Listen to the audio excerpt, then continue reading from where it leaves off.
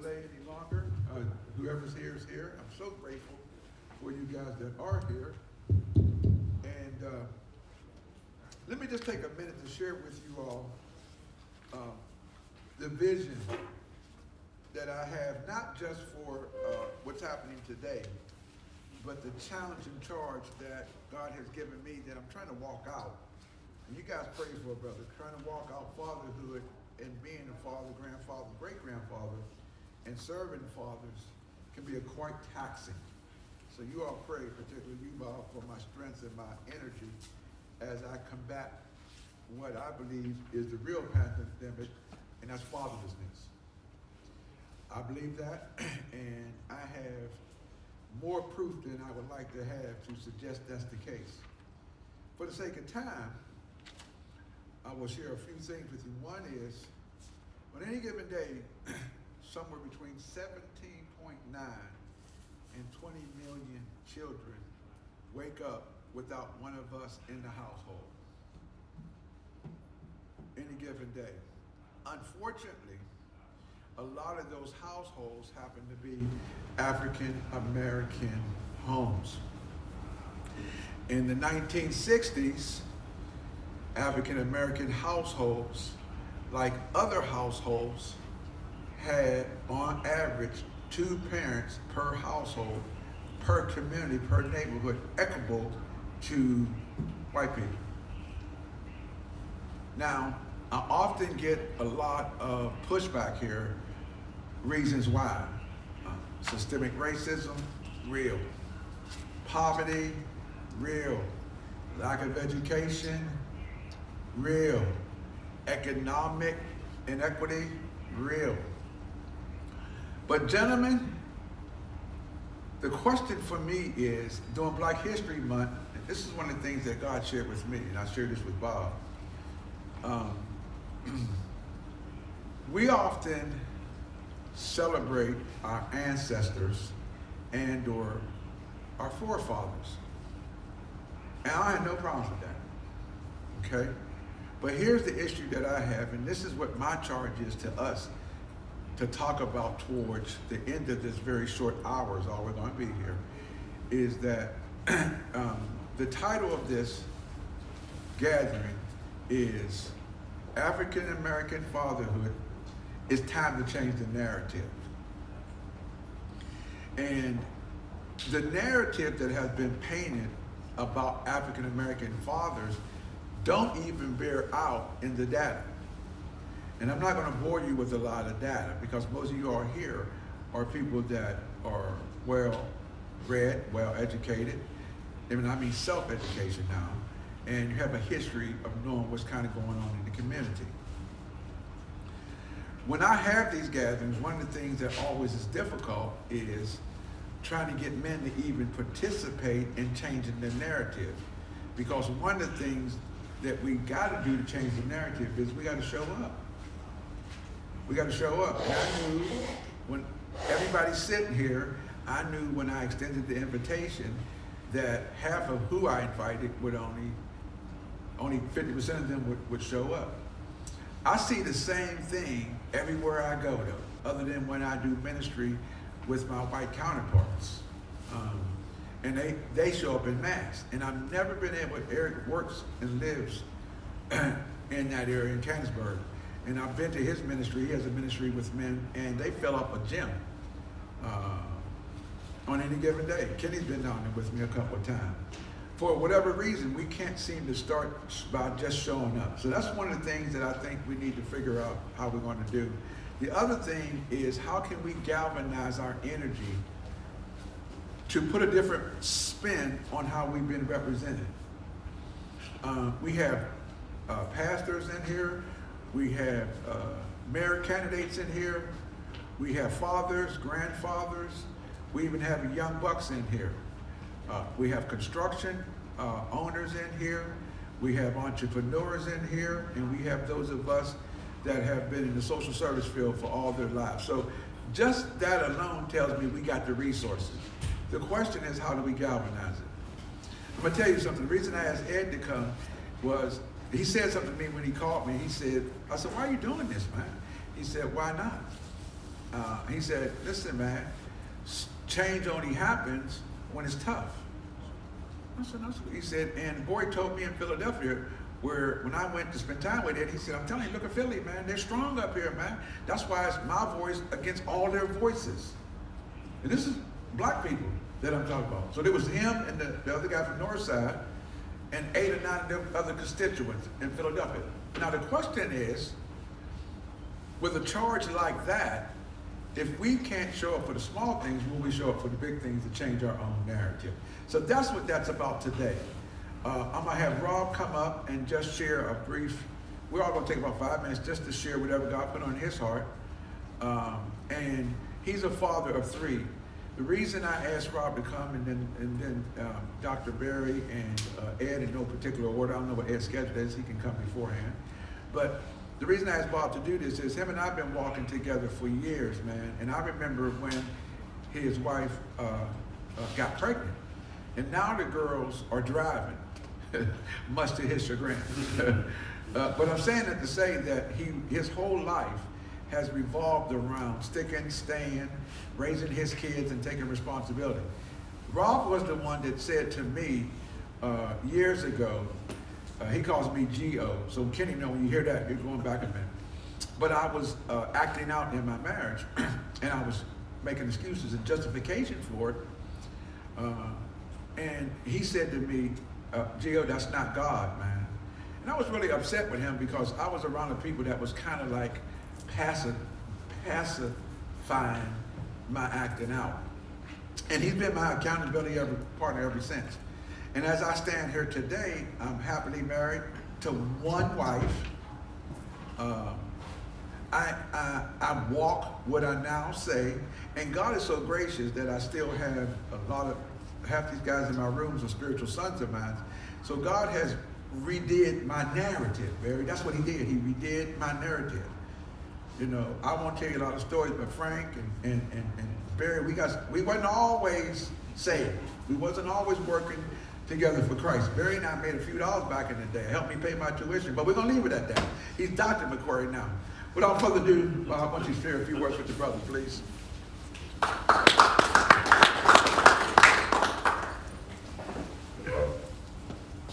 Hey, bless you, brothers. Good to see you. Rob Thornton, pastor of Cornerstone Baptist Church. Been there for a little bit over a year now. And, as we've been in COVID, getting some things back together over there. So it's a nice turnaround coming. But I wanted to share with you all just quickly, and I wanted to share from a part of Scripture that really that I like, and it's only going to take a few minutes. And my story is like your story. I grew up in Homewood, moved to Wilkinsburg, spent my summers in Belle Suver. Can't do that now. I was in all parts of this city, got family in all parts of this city.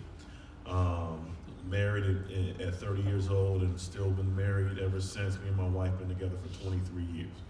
But what I wanted to share with you was a portion of Scripture that hit me when I was young. It's a story about David, and David in 1 Samuel 30, David is with his men, his boys, and they're living in foreign territory, and David goes out to fight a war. He takes all his boys with him, but David leaves his women and his children, they leave them back in Ziklag. The Bible tells us that when David comes back from this successful campaign out in the streets, he gets back and finds that the whole city is burnt to the ground and that nothing is left and that the women and children are gone. So upset was David and David's friends that David's friends decided to turn on him and said, we should kill you. This is David the king. This is David their friend. But all their family is gone. They said, we should kill you for what you've done. And this is the portion of Scripture that hits me the most. The Bible says David went to the Lord and said, shall I pursue? And the Bible says that the Lord said, pursue, for you shall recover all. And that's what I want to share these last couple minutes to talk to you about today. The ability to recover. We have all made mistakes. There's no man in here that has not made a mistake, right? But we live in a world that tries to teach you that you don't have the ability to recover. You didn't go to school, you can't recover. You came out of prison, you can't recover. You got a divorce, you can't recover. Your children don't know you but by your first name, you can't recover. And so we have these influences around us that try to put a narrative on you that make you believe that there's no process or possibility to recover. And I think what I want to let you all know is, and what I've seen from being a pastor now, a parole agent, I also run the investigation unit for the public defender's office. I've done all these things, and what I've seen is hopelessness. And somebody needs, and that's why I believe so strongly in what George is doing. Gio, this has been a passion of his, but what I want to tell you is that it's not hopeless. That there is a way in the ability to recover. We can recover. But the issue is your ability to pursue. Because the Lord told David, pursue and you shall recover. So are you ready to pursue today? That's my question for those that are here. Are you ready to pursue your sons? Are you ready to pursue healthy marriage? Are you ready to pursue a turnaround? But if you are ready to pursue, I'm telling you that you can recover. But don't allow the narrative to be placed on you that we are lazy, that we just should be satisfied with what we have, reaching out, getting that check, waiting for the next stimulus. I'm telling you that we have the ability to pursue. And I'm going to leave you with a quote, not a quote, but a quick story, a second story here that was told by the now deceased Cicely Tyson to Oprah Winfrey. She asked her, why did you never take any stereotype jobs? And here's what Cicely Tyson told her. She said, one day I was standing in the back room and I watched a white man talking to a reporter. And he asked him, what did you think about an amazing story? I think Sidney Poitier had done it. What did you think about the movie? And the white man looked at him and said, I liked the movie, but it was unrealistic for me. She listened to him. He asked, why was it unrealistic? And the white man told the reporter, because I saw a little black boy looking at a father, a black father, saying, Daddy, I'm so proud of you. And the white man, as Cicely Tyson looked on, said, I just couldn't not imagine in my mind that scene actually happening. Cicely Tyson said from that moment on, she decided she would never take a role that minimized who she was as a black woman, that she felt a responsibility to show black men and black women what a healthy black woman looks like. And she took roles that shows what healthy families look like. She said, I would not allow myself to be stereotyped because in order for white America to change the narrative they have about us, they got to see better. That was Cicely Tyson. And I'm telling you that nothing's going to change until we allow ourselves for people to see better. And we got ability to do better. But it starts with what you think about who you are. And from that narrative, you can change your own. So let's get to work because we got a lot of work to do. But change is coming. Thank you.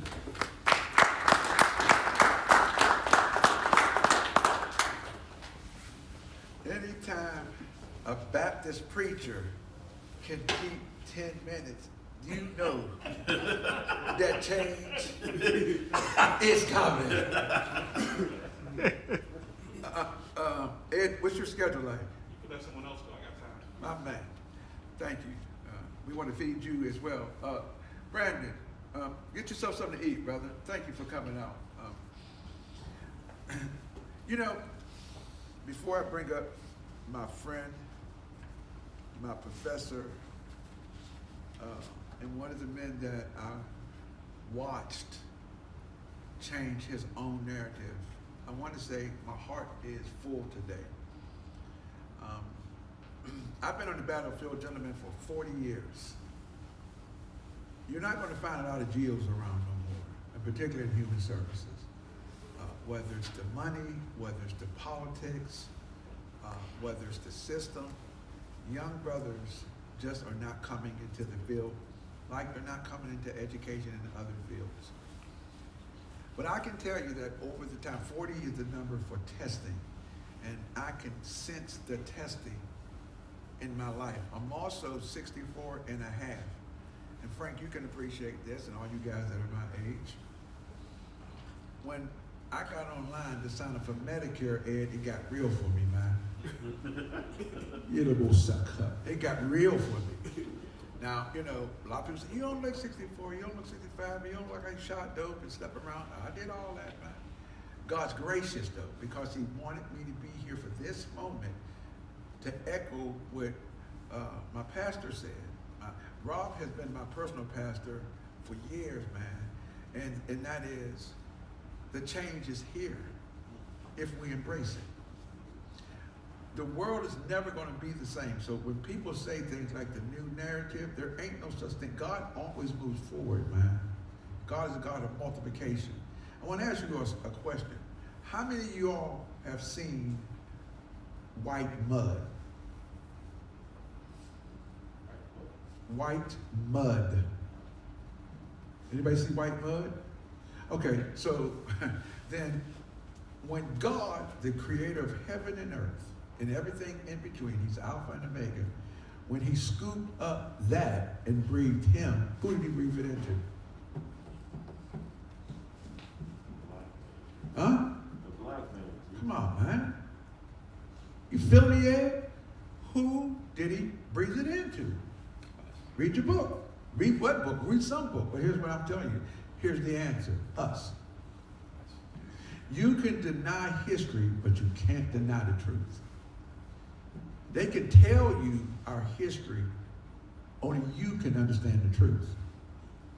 The problem with the black man is he lived the lie he'd been told. Instead of saying it's a lie, it's from the pit of hell, and I'm not, as many mistakes as I've made, I have my relationships that God put back intact because I changed my narrative. Dr. McQuarrie, would you join us for a few minutes to share your heart, brother? Thank you.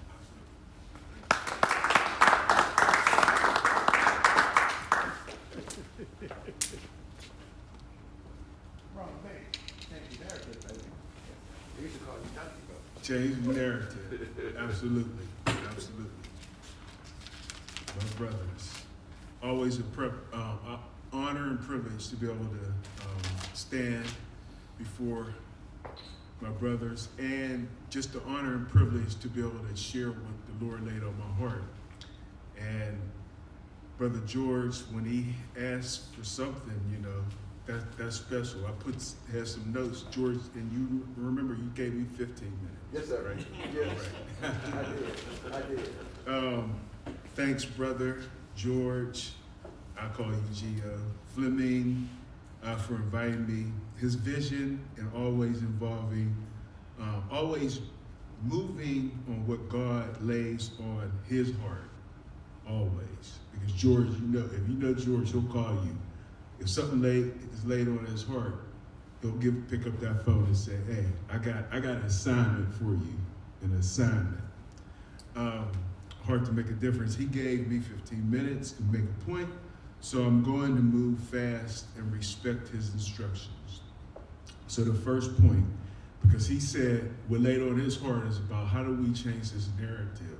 What about this black man narrative? And it just got me thinking, I got to ask questions for myself. And the first point, how can African Americans, specifically black men in America, change the negative master narrative based on 400 years of racial stereotyping, based on 400 years of racial stereotyping, from implicit biases such as assumptions that black men are problems. 400 years of this, plus, that black men are problems. Bad news. Black men, you're bad news. Or opposing forces in need to improve their value and worthiness. We're put in a position that when we come in, we have to prove our worthiness and our value. Opposed to another narrative. To believe that a white man is the solution. Black man is the problem. The white man is the solution. That's their narrative. The solution. They're bringing good news. A white man brings good news. Or a positive influence. It must, guess what? He must disprove his value and unworthiness to get rejected. So the assumption that we come in and we gotta prove our worthiness. That's the assumption. When he comes in, he has to disprove that he's not worthy. His assumption is he's all good. The narratives. Just think about these narratives. Number 2.2. Research the long history of destroying black lives in books.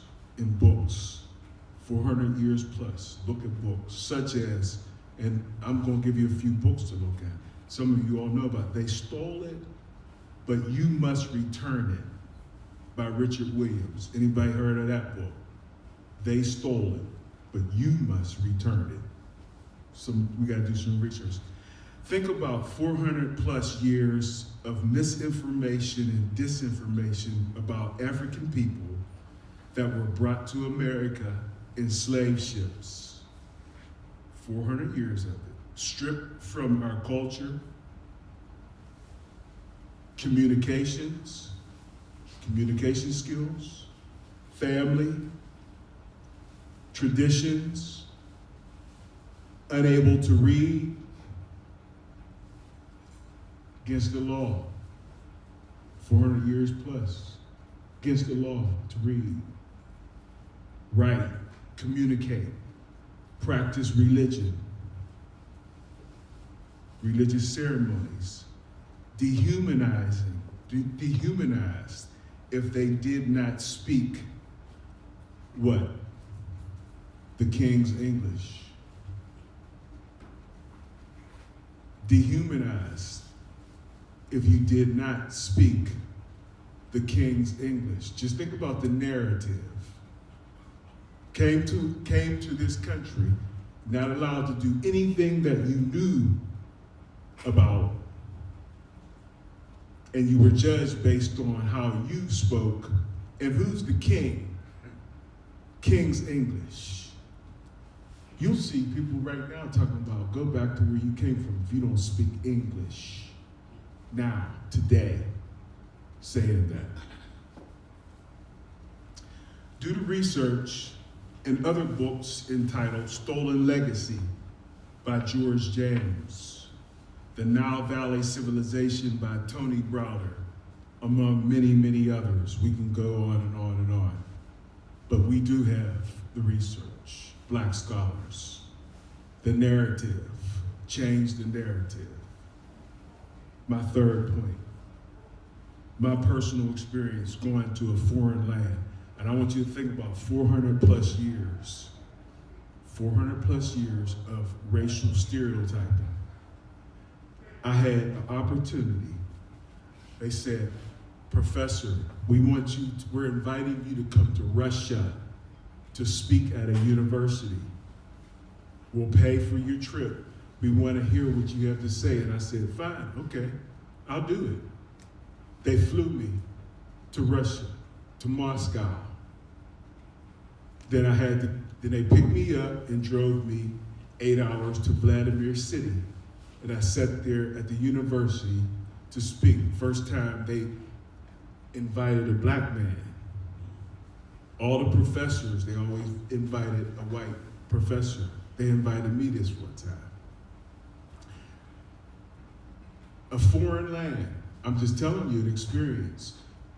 Have you ever been somewhere where nobody understood what you was talking about? What you were saying? They were looking at you strange. Go to a small little country town in Russia, black man. And I want you to know how our ancestors felt when they came here. I did not know how to speak Russian, so I had to have an interpreter. Guess what? Your ancestors came here. You're not allowed to speak in your language. Do you know a lot of Africans know 3, 4, 5, 6, 7 languages? How many African Americans know several languages to speak? We should be allowed to, we should know all kind of different languages. But guess what? 400 years plus, they say you're not allowed to speak in your language. You're not allowed to pass down no traditions. None. No traditions, no customs. That's why we don't know nothing but what kind of English? The King's English. We should know 7 languages. They said you're not allowed to. We should know about traditions and ceremonies, religious practices from our ancestors. You're not allowed. You better learn from what we tell you. So again, my experience in Russia, I was totally dependent on their interpretation of whatever I said. And if I learned Russian, I probably couldn't speak it the way they could. Guess what they would say? He doesn't know how to speak correctly. The narrative. They'll change the narrative. Because guess what? Because one of the things I want to explain is, and that was just a small, and I even had to go through, once I spoke, and it was on local TV in Russia, immigration police came to me and took me in for questioning. They started asking me all kind of questions, interrogating me for 5 hours. But that's a whole nother topic. But I just want you to know, going into a foreign land, not able to speak in your language, not able to communicate, not able to have any type of your own traditions, customs, and being laughed at. They invited me over to speak, but to the common person over there, I was incompetent because I couldn't read to them, I couldn't write, I couldn't speak because I'm in Russia. The narrative. That's the only so guess what? Our ancestors came here able to write, read, communicate, speak several languages, but it wasn't the King's English. So now we're getting to the root of this stuff. Now, my next point, Dr. Wade Nobles, one of our African scholars, said, what is true power? Do you know what true power is? True power. True power is the ability to define reality and have others accept it as if it were their own. So if you want to know what true power is, it's the ability to define reality, the narrative. If I am writing the books, if I am creating the laws, I can define who's the criminal. Power is the ability to define reality and have others accept it as if it were their own.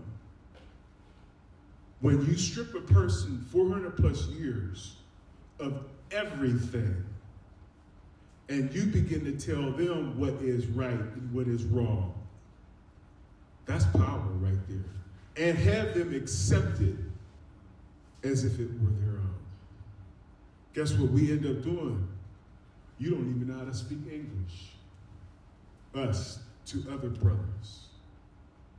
You don't know how to speak correctly. What are you talking about? Do you understand what are you defending? You're defending something that was put on you. Changing the narrative, right? Point five. How do we normalize 400 plus years of racial stereotyping? How do we normalize it? We normalize it through the books, teaching, images. Dr. Naeem Akbar has a book, and there's several books, Changing Images of Psychological Slavery. Images. The educational systems, theories. I teach classes, but one is criminology. Guess what we're teaching? Theories about why people commit crimes. But we're defining black people through our theories. We're actually defining phrenology, the shape of somebody's head or built, biological explanations of crime, psychological explanations of crime, sociological, but basically we have theories that starts, the narrative is, if you close your eyes and think of who's a criminal and start thinking about these theories, the narrative starts to become clearer. So let me move on. Criminology. How do we normalize stereotypes 400 years plus? Policies, systemic racism, political power, politics and political powers, lies. This is what changes the narrative. Remember, power is the ability to define reality and have others accept it as if it were their own. I could define something through politics and policies and laws to tell you what is right and what is wrong and who you are and who you are not. Lies. We've seen examples of lies, how a lie. Just look at Trump. He could convince people just by lying. Guess what? That's true power. Whenever you can give a person a conspiracy, a true lie, and have people believe it, that's power. Power. Cultural errors of 400 plus years of racism. We are cultural errors of 400 plus years of racism, miseducation of black family, and you talk about Black History Month. Who was responsible for Black History Month? Anybody? Help me out here. Carter G. Woodson. Thank you. And you said it. Who said it? Over here. Carter G. Woodson. Guess one of his famous books is what? Miseducation of the Negro. Thank you. The Miseducation of the Negro. The narrative. That's what he's trying to say. He's trying to make a point. Because guess what? Some of us, if we're too educated within this system, we start hating each other because we start saying, I can speak the King's English better than you can speak the King's English. I'm better than you. Because now I am totally immersed. You gave me 5 more minutes. I got, okay. 6.6, my personal experience. One thing that the normalizing of this, of the narrative is interesting. I left about 12 years ago, but I came back took for a job at a university out of Pittsburgh. I left. When I came back, I was trying to get a haircut. I couldn't find my barber, so I go into another barber shop. We start talking. I said, "Oh man, I couldn't find my barber. I've been gone for about 10 years, and I didn't, so I didn't know. I don't know. His shop must have closed up." He said, "Oh yeah, I did a stint too." What was he talking about? The assumption was, I just said, "Oh yeah, I've been gone for about 10 years. I couldn't find my barber." The assumption was I was locked up by. That's his assumption by my own brother, normalizing the narrative. Just an example. Point 7, how do we reclaim our history? Change the negative master narrative about black folk. How do we overcome 400 plus years of dehumanization, racial stereotypes, systemic racism, implicit biases, respond to cancel cultural definitions to black life? I'm telling you, they start defining reality and saying, because we protest, we are trying to cancel culture. Words are powerful. They have codes for racial wars. And they're saying, but I don't want to go into it too much, but black life, white supremacy, racism, and the white terrorist groups, etc. Point 8, it's a response to, this is a question, it's a response to slavery, racism, Jim Crow laws, racial stereotypes, cultural wars in America depend on good intentions of white people who stand on and by understanding morals, values, decency, and Christian loving beliefs? That's a question. Is the response to slavery, racism, and Jim Crow law dependent on the good upstanding morals and values and decency of Christian loving believers? The reason why I brought that up is because I don't understand how, if that's the fact, how in the world could a Trump get backed by who's called evangelical Christians? How does that happen? This is just something for you to think about. Cultural wars. Point 9. Did Lincoln free the slaves and sign the Emancipation Proclamation because it was the right thing to do, or because of a political calculation? Start thinking about it, the narrative. Emancipation Proclamation. Was he just good? Hey, I want to do the right thing, or was it a political calculation? Look at history. Were Jim Crow laws and voting rights changed because it was the right and honorable Christian thing to do, or because of protests and political pressure and calculations to diffuse black protests? How was it possible for Trump to have the full support of evangelical Christian if that was the case? So what the narrative, I want you to begin to start looking at this narrative and how does it continue to be reinforced.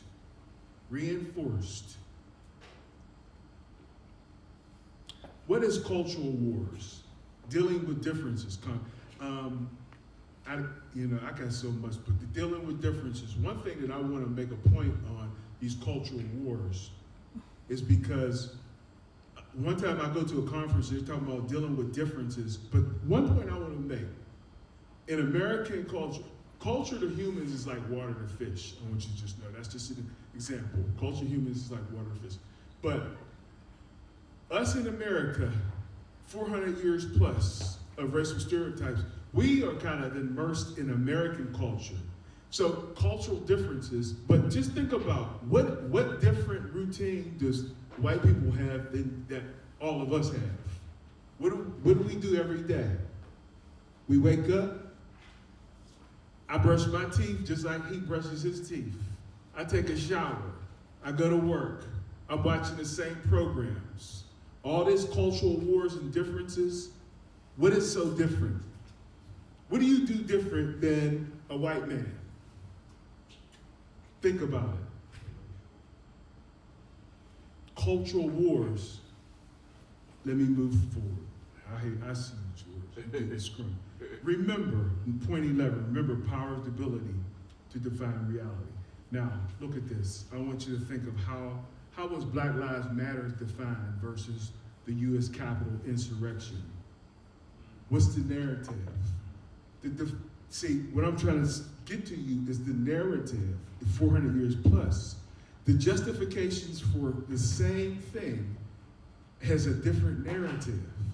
Let me give it to you. Reasons for Black Lives Matter protests. These are some of the attacks on Black Lives Matter protests.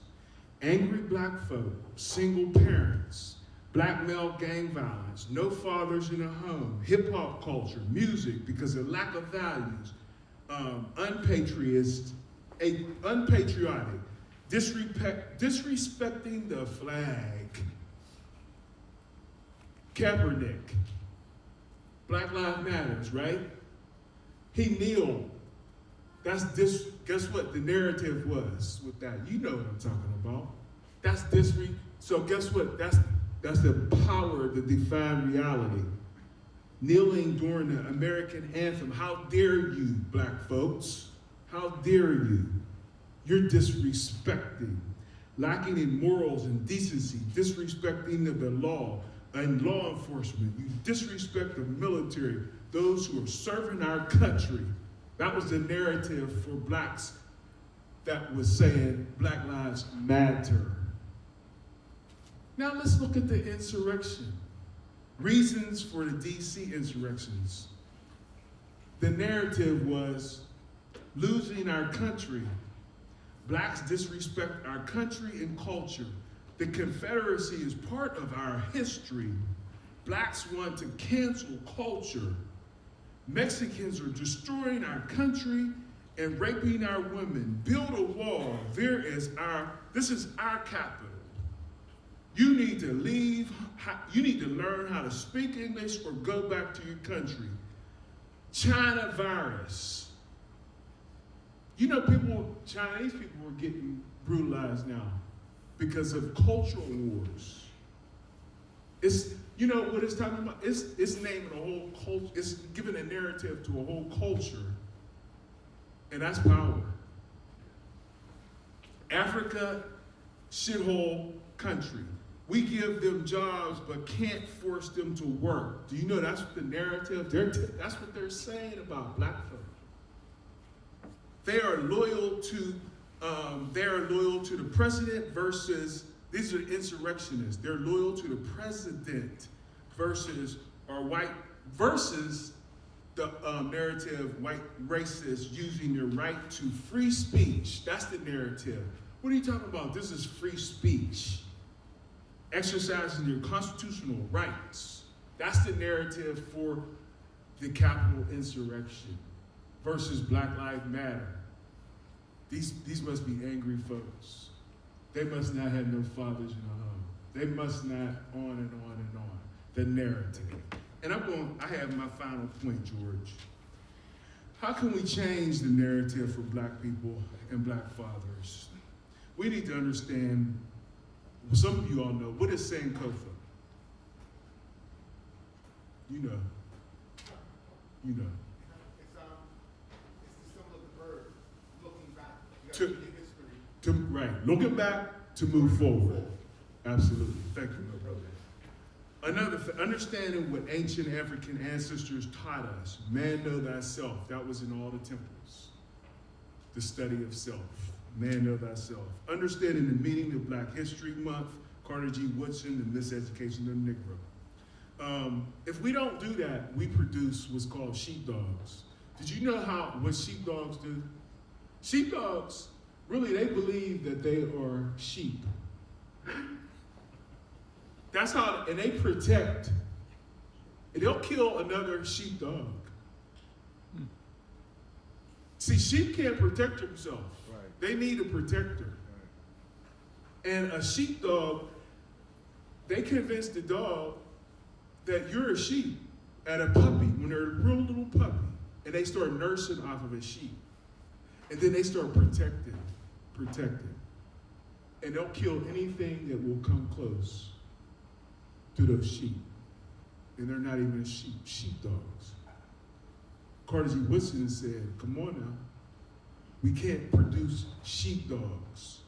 We got people that defending will go after us. Black folks will go after black folks. And let me move on. Understanding the importance of protests. Study Nat Turner, Martin Luther King, Malcolm X, Black Lives Matter, protests. Become unapologetic of Black Lives Matters. Don't be scared of that. Don't be scared of it. Understand the difference between individual black and white love and respect versus systemic racism. Just because I'm calling out racism doesn't mean an individual on a one-on-one basis. Yeah, you can have a good friend that's white, black, white friends. That has nothing. That's different from systemic racism.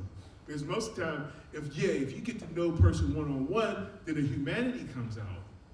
But guess what? How in the world could millions of evangelical Christians still vote for Trump?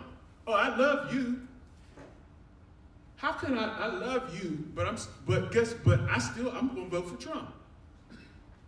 Systemic racism.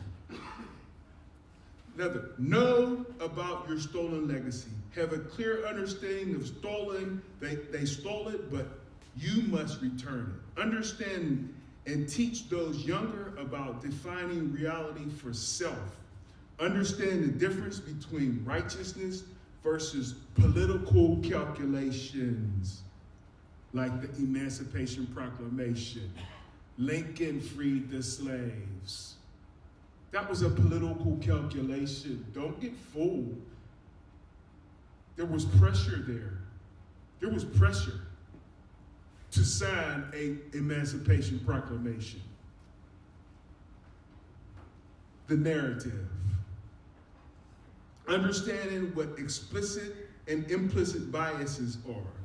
Know the difference between culture wars and attacks versus American patriotism. And finally, George, this is the last thing, George, you're getting nervous. This is the last thing. And guess what? The 12 steps teaches you that accept the things, what does it say? Cannot change. Accept the things you cannot change. But guess what? Guess what Angela Davis said? Remember what Angela Davis, she said, do not accept the things you cannot change. Change the things you cannot accept. Change the things you cannot accept. Certain things we can't accept. And we think we have to accept them because they can't be changed. Angela Davis said, change the things we cannot accept. Thank you for allowing me to share a few moments. Thank you.